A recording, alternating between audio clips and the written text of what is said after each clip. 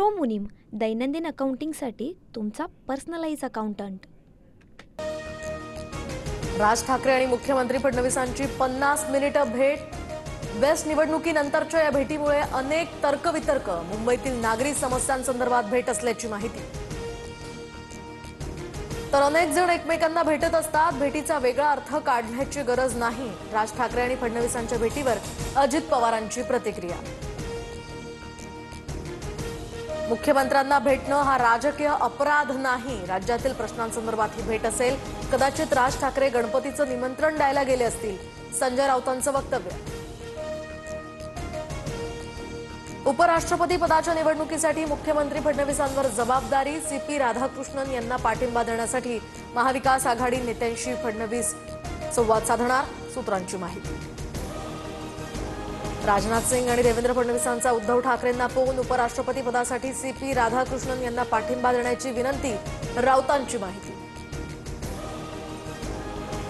अंजली दमानी यांनी धनंजय मुंडेंवर केलेल्या आरोपांवर आज सुनावणी। मुंडे हे मंत्री असताना कृषी खात्यात घोटाळा झाल्याचा दमानी यांचा आरोप। शिखर बँक घोटाळा प्रकरणी रोहित पवारांना समन्स, रोहित पवारांना आज न्यायालयात हजर राहण्याच्याही सूचना। पुणे जिल्ह्यातील वेल्हे तालुका आता राजगड या नावानं ओळखला जाणार। फडणवीसांच्या सूचनेनंतर चंद्रशेखर बावनकुळेंचा हा निर्णय, राजगड नावाला केंद्र सरकारची सुद्धा मान्यता। विधानसभा निवडणुकीनंतर आता 14 लाख नवीन मतदार वाढले। स्थानिक स्वराज्य संस्थांच्या निवडणुकांमध्ये 1 जुलै 2025 पर्यंतची अद्ययावत मतदार यादी वापरण्यास मंजुरी।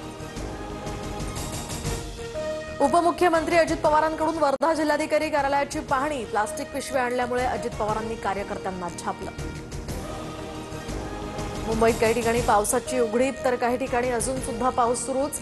रेल्वे सेवा सुरळीत, विरार स्टेशन ते बोळिंज रस्ता 48 तासांनंतर सुद्धा पाण्याखाली, तर चाकरमान्यांचा चक्क ट्रॅक्टरमधून प्रवास। बेळगाव जिल्ह्यामध्ये पूर परिस्थिती, गोकाकचा धबधबा पूर्ण क्षमतेनं प्रवाहित, घरांमध्येही पाणी शिरलं, जनजीवन इथलं विस्कळीत। खडकवासल्यातील विसर्गामुळे पुण्यातील भिडे पुलासह टिळक पूल पाण्याखाली, दोन्ही पुलावरील वाहतूकही बंद।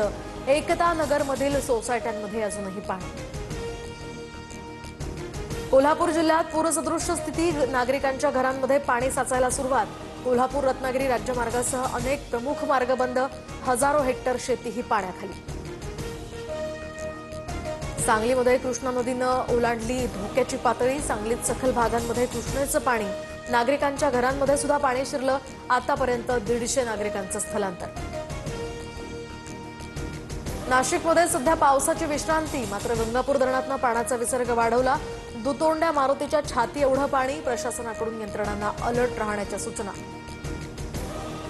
मुख्यमंत्री फडणवीसांच्या हस्ते सावित्रीबाई फुले पुणे विद्यापीठ चौकातील दुमजली उड्डाणपुलाचं लोकार्पण, फडणवीस आणि अजित पवार यावेळी एकाच गाडीतनं कार्यक्रमस्थळी दाखल।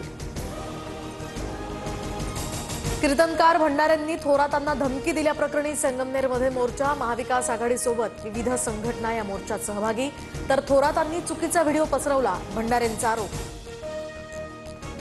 सीएसडीएसचे संजय कुमार यांच्या विरोधात नाशकात गुन्हा दाखल, निवडणूक आयोगाच्या तक्रारीनंतर गुन्हा, मतदारांची चुकीची आकडेवारी ट्विट केल्याबद्दल संजय कुमारांनी यापूर्वीच खरं तर माफी मागितली। बिजनेस में एक गलती और भारी penalty, GST, income tax, accounting, इतनी झंझटों में उलझे रहेंगे तो बिजनेस कैसे बढ़ेगा? बिना गलती, बिना पेनल्टी, लेकिन करेगा कौन? प्रो मुनीम, आपका पर्सनल अकाउंटेंट, सिर्फ 65 रुपए पर डे में accounting, GST, income tax, professional tax, filing, बिना किसी एक्स्ट्रा चार्जेस, सटीक, सुरक्षित, प्रोफेशनल सेवा। मैं तो प्रो मुनीम से जुड़ रहा हूँ, और आप? अभी कॉल करें 1800 266 1294 या विजिट करें promunim.com।